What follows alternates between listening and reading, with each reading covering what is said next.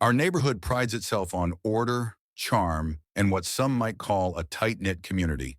That phrase is code for rules and endless scrutiny, largely enforced by one person, Karen, the infamous HOA president.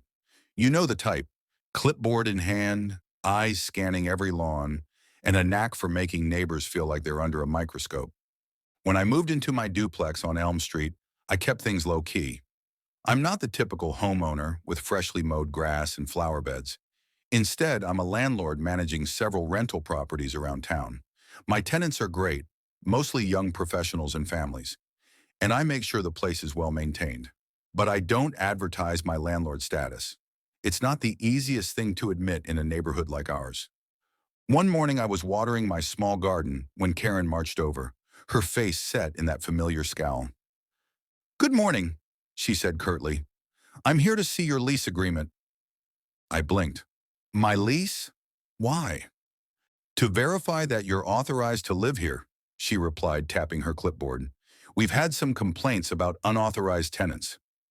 I raised an eyebrow. "Karen, this is my property. I'm the landlord." Her eyes narrowed. "I need to see some documentation.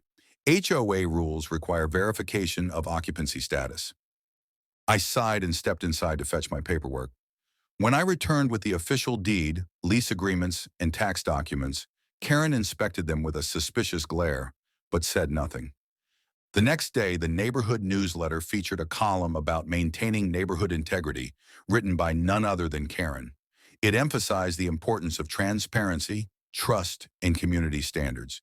But it also hinted at outsiders and those who flaunt rules. I decided it was time to take control of the narrative. I invited neighbors over for a small gathering, a casual barbecue in my backyard.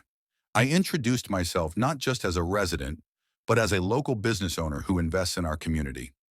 I shared stories about the tenants I help find homes for and how I ensure the properties improve, not degrade, the neighborhood. Several neighbors told me they had no idea the landlord was right here on Elm Street, managing things responsibly. They appreciated the transparency.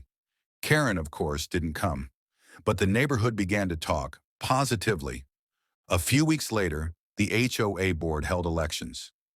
I ran advocating for fairness, openness, and better communication. To everyone's surprise, including Karen's, I won by a large margin. Since then, I've worked to build bridges, clarify rules, and make sure no one feels targeted or excluded. And Karen? She hasn't asked for a lease since. Turns out, being a landlord isn't about suspicion, it's about stewardship.